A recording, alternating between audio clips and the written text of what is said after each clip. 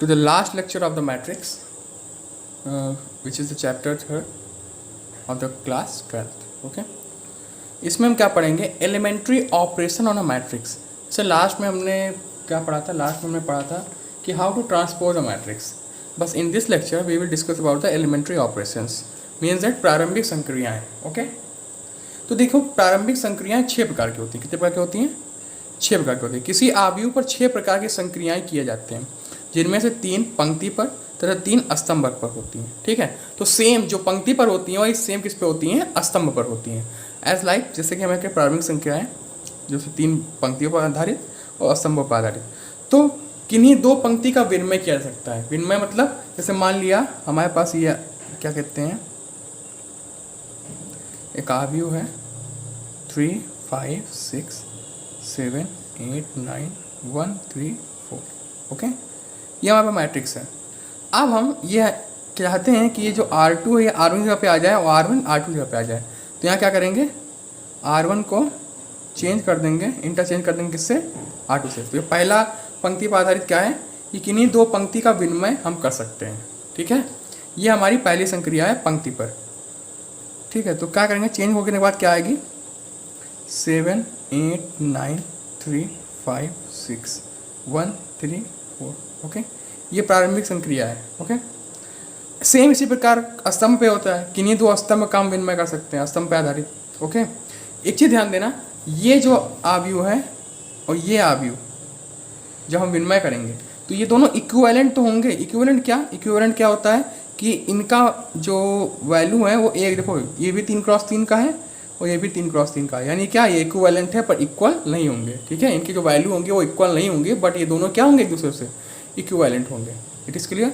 दूसरे उस पर आते हैं, एक पंक्ति के अवयव को अशून्य संख्या से गुणा। मतलब मान लिया ये अवयव हमारा दिया है, इसमें हम चाहें कि ये जो R1 वाली पंक्ति है या जो R2 वाली पंक्ति है या R3 जो पंक्ति है, इसमें किसी में से एक पंक्ति में क्या कर सकते हैं, किसी अशून्य संख्या, अशून्य संख्या मतलब नॉन जीरो नंबर, जो जीरो ना हो, ठीक है, उससे मल्टीप्लाई कर सकते हैं। तो मान लिया हमको R1 में 3 R2 से गुणा करना है। ठीक है, ये क्यों बता रहे हैं, ये आगे इसका यूज़ हम बताएंगे। ठीक है, पहले जान लीजिए, R2 से गुणा कर लीजिए। तो जब R2 से गुणा कर लेंगे R1 में, R1 जो हो, R1 जगह पे क्या रखना है, 3R2, R1 जगह पे 3R2 हमको रखना है। ठीक है, या R1 जगह पे 3R1 भी रख सकते हैं, कुछ भी रख सकते हैं। ठीक है, किसी एक पंक्ति में अवयव को अशून्य संख्या से गुणा, तो कर लो 3R1, 3 3 9, 3 5 15, 3 6 18। ओके, 7 8 9 1 3 4। देखो हमने केवल जिस पंक्ति में कहा गया था उसी पंक्ति में हम करेंगे। It is clear. अब नेक्स्ट क्या हमारा कह रहा है, किसी पंक्ति के अवयव को में किसी अन्य पंक्ति के संगत अवयव को किसी शून्य संख्या से गुणा कर जोड़ना। मान लिया ये हमारा ए दिया हुआ है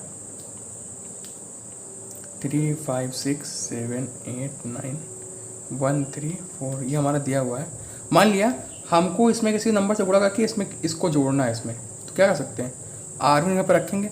ठीक है, अब R2 जब रखना होता है तो R2 में से करते हैं, जहाँ पर रखना होगा वो कर सकते हैं। ठीक है, R1 प्लस 2R2, तो ए बराबर क्या हो जाएगा, ठीक है, मतलब R1 प्लस 2R2, 2 इसमें R2 यहाँ क्या करना है, R1 प्लस 2R2 करना है। ठीक है, तो क्या आएगा, R1 को 2 से गुणा करके इसमें जोड़ना है, 7 2 14 और 3 17, और ये रखना है ना, 8 2 16 और 5 21, 9 2 18 और 6 24। क्लियर। ये क्या हो गया हमारा, ये तीसरा हमारा जो संक्रिया है पंक्ति पर आधारित वो हमारी क्लियर होगी। क्या क्या थी, किन्हीं 2 पंक्ति पर विनिमय कर सकते हैं, किसी एक पंक्ति के अवयव को किसी भी नंबर से गुणा कर सकते हैं और उस जगह पर लिख सकते हैं। ये ध्यान देना कि वो इक्विवेलेंट होंगे, वो दोनों गुणा करने से पहले वाला अवयव गुणा करने के बाद वाला दोनों क्या होंगे, इक्विवेलेंट होंगे। ठीक है, लेकिन इक्वल नहीं होंगे। क्लियर। तीसरा क्या है, किसी पंक्ति के अवयव में किसी अन्य पंक्ति के संगत अवयव। मान लिया ये पंक्ति एक हो गई, दूसरी पंक्ति ये हो गई, इसमें किसी अवयव को किसी नंबर से गुणा करके इसमें जोड़ के हम उस संख्या को उस पंक्ति पर लिख सकते हैं, पहली पंक्ति पर। It is clear. यह हमारा एलिमेंट्री ऑपरेशन था मैट्रिक्स पर, जो कि क्लियर हो गया। ऐसे स्तंभ पर भी होगा कि किन्हीं 2 स्तंभों का विनिमय कर सकते हैं। ठीक, एक स्तंभ के अवयव को किसी संख्या अशून्य संख्या से गुणा कर सकते हैं। ठीक है, तो किसी ऐसे सेम प्रकार से स्तंभ में भी सारा हम कर सकते हैं। इसके लिए तो प्रारंभिक ऑपरेशन समझ में आ गए। इसका प्रयोग हम इन्वर्स निकालने में करते हैं। कहाँ पे? जब हम प्रारंभिक संक्रियाओं द्वारा इन्वर्स निकालेंगे तो वहाँ पे इसका प्रयोग होगा।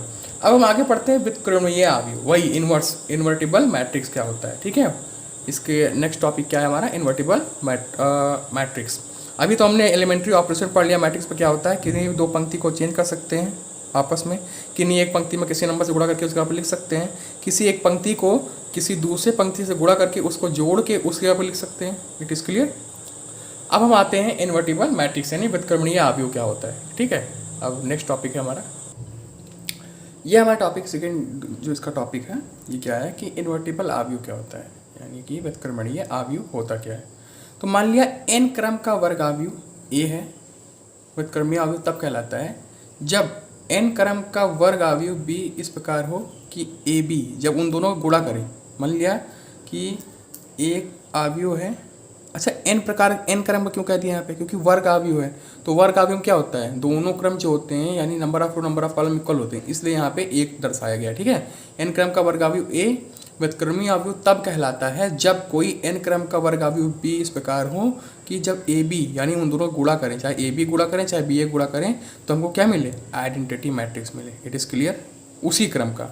ठीक, मान लिया, और इसलिए तब हम क्या कहेंगे? जो आव्यूह b होगा, आव्यूह b होगा वो आव्यूह a का उत्क्रम होगा, या आव्यूह a जो होगा आव्यूह b का व्युत्क्रम होगा। अच्छा, व्युत्क्रम होने का मतलब क्या है कि अगर आपस में उनका मल्टीप्लाई करा दें हम तो आपको क्या मिल जाए? 1 मिल जाए। तो यहाँ पे भी मिल रहा है आइडेंटिटी मैट्रिक्स, उसकी वैल्यू क्या होती है? 1 0 0 1 होती है ना। मीन्स दैट कि व्युत्क्रम होने का मतलब क्या है? जैसे मान लिया 5 है, 5 का व्युत्क्रम क्या होगा? 1/5 होगा। क्यों? क्योंकि कटने के बाद हमको क्या मिलेगा? 1 मिलेगा।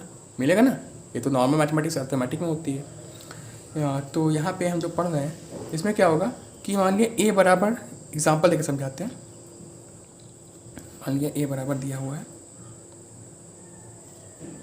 3 5 1 2, इट इज़ क्लियर। और b बराबर दिया हुआ है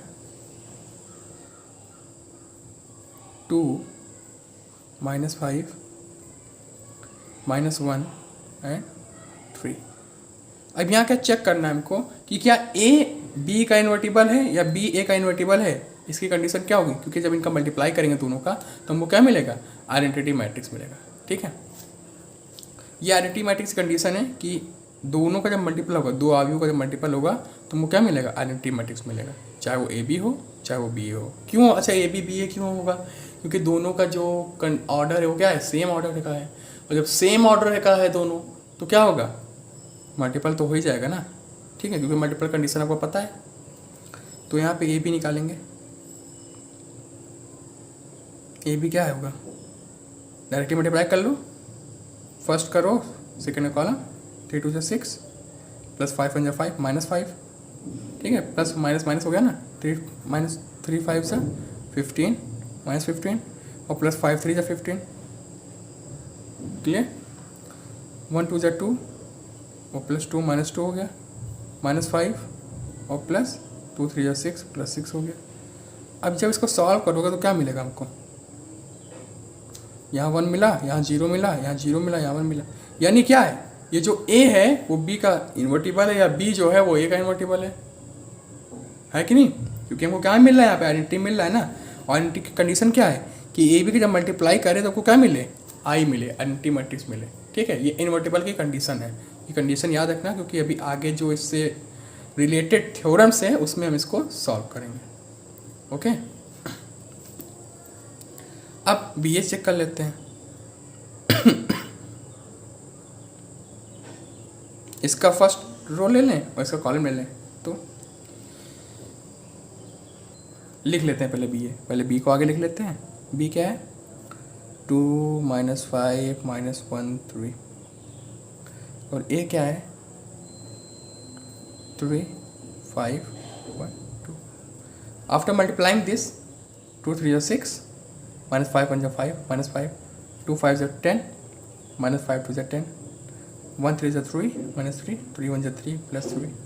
ठीक है, -5 1 -5 3 2 6 and after solving this we also get what? 1 0 0 1। तो ये कंडीशन प्रूफ हो गई। और इससे क्या पता चला कि जो ए है वो बी का क्या है, प्रतिलोम है, या जो बी है वो ए का प्रतिलोम है। दोनों एक दूसरे का प्रतिलोम है, तभी हमको क्या मिलेगा, आइडेंटिटी मैट्रिक्स मिलेगा in condition of matrix, in matrix. Okay, clear. यानी कि यहाँ क्या लिखा, माना n क्रम का एक वर्ग अवयव a व्युत्क्रमी अवयव तब होगा जब n क्रम का वर्ग अवयव b इस प्रकार हो कि जब उनका गुणा किया जाए, चाहे a b करें चाहे b a करें, तो हमको क्या मिले, आइडेंटिटी मैट्रिक्स मिले। और इसलिए अवयव b अवयव a का प्रतिलोम कहलाता है। और इसको हम इस प्रकार लिखते हैं, यहाँ हमने प्रूफ भी कर दिया। क्लियर। अब आते हैं इसके कुछ थ्योरम्स हैं। एग्जाम्पल देखिए हमने क्लियर किया, इसको नोट डाउन कर लीजिएगा कॉपीज पे, कॉपी बना लीजिएगा, ठीक है। और जो ना आए कमेंट बॉक्स में कमेंट कर दीजिएगा, ठीक है। अब हम आते हैं इसके थ्योरम्स पे related to this invertible matrix. Okay, तो थ्योरम जो है बेस्ड है किस पे, इनवर्स मैट्रिसेस पे। वो क्या है, पहले थ्योरम क्या है कि प्रत्येक व्युत्क्रमीय अवयव का प्रतिलोम अद्वितीय होता है। कहने का मतलब क्या कि मान लिया कोई एक अवयव ए है, मान लिया कोई एक अवयव ए है जिसका क्रम क्या है, माना ए एक अवयव है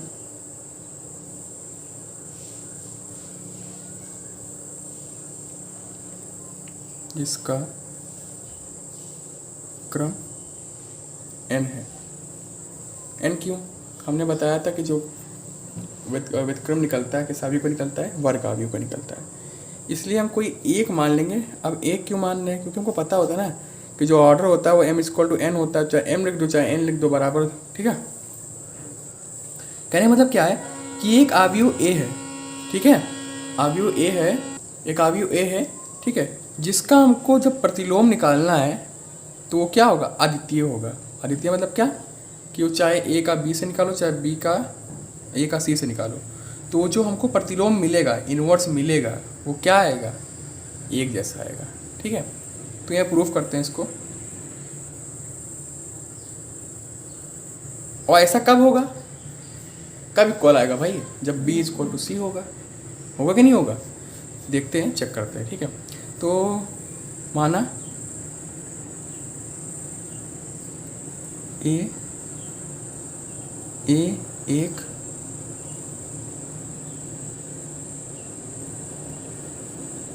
वर्ग अवयव, ठीक है, ठीक है। तो वह कर सकते हो a बराबर ai से, और इसका क्रम n मान लिया, और b तथा c क्या है, अवयव a के, अवयव a के क्या है, व्युत्क्रम है, ठीक, अवयव a के व्युत्क्रम है। तो ये ध्यान दीजिए, कुछ कंडीशन हमने पहले बताई थी, जब व्युत्क्रम होते तो क्या होता है, ये लिख सकते हो ना, ए बी बराबर बी ए बराबर आई, जब b इनवर्स होगा ए का, तथा ए सी बराबर सी ए बराबर आई, होगा ना दोनों कंडीशन यार। जब व्युत्क्रम होंगे तो क्वाड्रेटिक मैट्रिक्स मिलेगा। तो यहाँ क्या कर सकते हो, और हमको प्रूफ क्या करना है कि b बराबर c होगा। क्यों प्रूफ करना है b बराबर c, क्योंकि भाई अगर अद्वितीय हमको चाहिए, मतलब एक जैसा हमको इन्वर्स चाहिए b और c से, मतलब दोनों इन्वर्स तो हैं एक है, अगर हमको अद्वितीय इन्वर्स चाहिए ए का, तो जाहिर सी बात है इन दोनों को इक्वल होना, बराबर, इनको बराबर होना ज़रूरी है। अगर बराबर नहीं होगा तो हमको एक जैसा इन्वर्स नहीं मिलेगा, ठीक है। तो यहाँ लिख दिए b। अच्छा, b को क्या लिख सकते हैं, bi लिख सकते हैं। क्यों, क्योंकि किसी भी नंबर का एक से गुणा होना क्या होता है, वही सेम होता है, ठीक। अच्छा, i बराबर क्या लिख सकते हैं, ac या ca, ac लिख दो, लिख दिए। अच्छा, गुणन का नियम समझे हो, गुणन का साहचर्य नियम क्या होता है, चाहे b का ac से गुणा कर दो और चाहे ba का पहले गुणा कर लो, बाद में ca गुणा कर लो, दोनों क्या होंगे, दोनों इक्वल होंगे, होंगे ना इक्वल। अच्छा बी ए बराबर क्या है, आई, आई का सी से गुणा क्या मिलेगा, सी मिलेगा। तो हमको क्या मिल गया, बी बराबर सी, यहाँ पे प्रूफ हो गया। अद्वितीय तब होगा किसी भी अवयव का इन्वर्स जब उसके जो इन्वर्स होंगे यानी उसके जो व्युत्क्रम होंगे वो क्या हो, आपस में इक्वल हो। It is clear. तो यहाँ पे हमने प्रूफ कर दिया। दूसरी कंडीशन क्या है इसकी, दूसरा थ्योरम है वो हम आगे बताते हैं आपको। पहली थ्योरम इसकी क्लियर हो गई जो कि बेस्ड थी किस पे, इन्वर्स मैट्रिसेस पे, ठीक है। दूसरी थ्योरम ये कह रही है कि यदि ए तथा बी दो एन क्रम के वर्ग अवयव, मीन्स दैट इनका क्रम इक्वल हो और ए तथा बी क्या हो, अवयव हो, वर्ग अवयव हो, जो कि व्युत्क्रमणीय है, मतलब एक दूसरे के व्युत्क्रमणीय है, इन्वर्स है, ठीक है। तो प्रूफ ये करना है कि ए बी का जो इन्वर्स होगा वो इनके अपोजिट के इन्वर्स के मल्टीपल के इक्वल होगा, ठीक है। तो कैसे प्रूफ होगा, प्रूफ करते हैं। क्या कह रहा है कि ए बी का जो इन्वर्स होगा, ठीक है, वो बी इन्वर्स और इन्वर्स के मल्टीपल के इक्वल होगा। तो हमको पता है ये ए बी से इन्वर्स ले लिया हमने, और हमको क्या पता है कि जब हम किसी भी, मान लिया इसको हम पूरा एक अवयव मान लिए, ठीक है। तो जब हम इन्वर्स का उसके व्युत्क्रमण से गुणा करते हैं तो हमको क्या मिलता है, आई मिलता है ना आई। ये होता है, हमने पढ़ रखा है कहाँ के रूल से, व्युत्क्रमणीय के रूल से, नियम से, कि अगर हम किसी भी नंबर के उसके व्युत्क्रम से हमको गुणा करेंगे तो हमको क्या मिलेगा, आई मिलेगा, आइडेंटिटी मैट्रिक्स मिलेगा अवयव में, ठीक है। तो अब यहाँ क्या करेंगे, आगे इससे गुणा करा देंगे, इसमें ए इन्वर्स से, ठीक, ए इन्वर्स से प्री मल्टीप्लाई कराएंगे, मतलब आगे गुणा कराएंगे।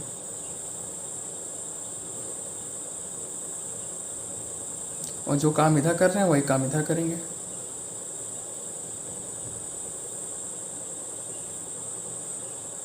ठीक, ए इनवर्स से क्या हो जाएगा, आई बी, यहाँ क्या बचा, ए बी इनवर्स, यहाँ क्या बचेगा,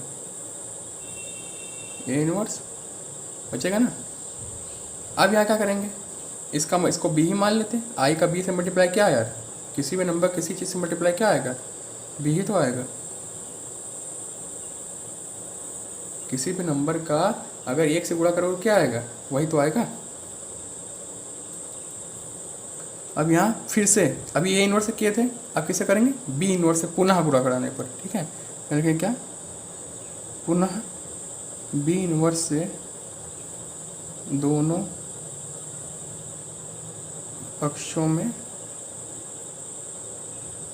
गुणा, तो B inverse B, A B inverse, और यहाँ क्या हो जाएगा, B inverse A inverse, B inverse B क्या हो जाएगा, आई ए बी इनवर्स, यहाँ क्या हो जाएगा, बी इनवर्स ए इनवर्स। अच्छा चीज़ बताओ, ये आई से आइडेंटिटी, एक चीज़ हमको पता है किसी भी नंबर का हम जब एक से आइडेंटिटी से मल्टीप्लाई करते हैं किसी भी अवयव का तो हमको क्या मिलता है, वही अवयव पुनः मिल जाता है, ठीक है। तो ये हम प्रूफ कर दिए, ए बी का whole inverse equal to B inverse A inverse. ये क्या हो गया, हमारा प्रूफ हो गया, ठीक है। कि अगर दो एन क्रम के वर्ग अवयव जो कि व्युत्क्रमीय है तो उनका जो मल्टीपल का इन्वर्स होगा वो उनके अलग अलग सेपरेट इन्वर्स के मल्टीपल के इक्वल होगा। इट इज़ क्लियर, ये हमने प्रूफ कर दिया। दो थ्योरम थे, दोनों हमने प्रूफ कर दी। अब हम सीखेंगे नेक्स्ट लेक्चर में how to get the inverse of any matrices by using the elementary operation, मतलब प्रारंभिक संक्रियाओं का प्रयोग करके हमको किसी भी अवयव का जो व्युत्क्रम है वो कैसे हम फाइंड आउट करेंगे। अभी के लिए धन्यवाद, नेक्स्ट लेक्चर में मिलते हैं। वो जो कि लास्ट लेक्चर होगा वो एक्सरसाइज, किसका एक्सरसाइज लास्ट जो कि एनसीईआरटी की है वो भी उसमें हम सॉल्व करेंगे। आज के लिए धन्यवाद।